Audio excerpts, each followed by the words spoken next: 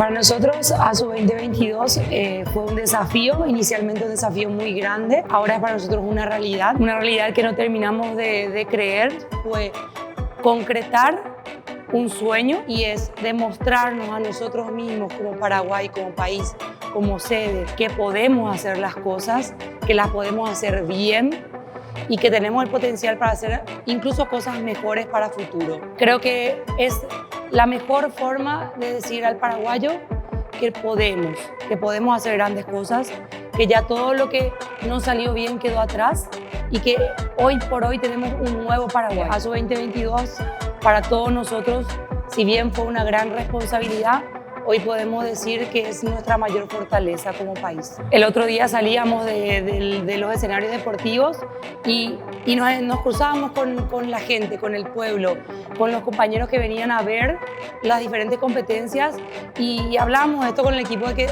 en todo veíamos una sonrisa, ¿verdad? Una clara demostración que la experiencia fue favorable para todos.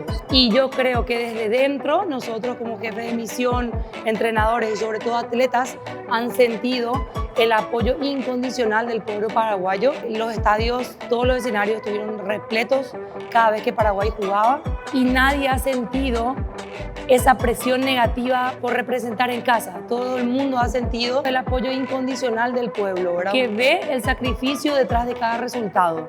Hubieron medallas de oro, hubieron de plata, de bronce, pero también así hubieron personas que tal vez no llegaron a esa medalla, pero pudieron mejorar un poquito más su performance. Y hubieron deportes que antes no se veía en el país, que hoy podemos decir Paraguay tiene esta modalidad deportiva, ¿verdad?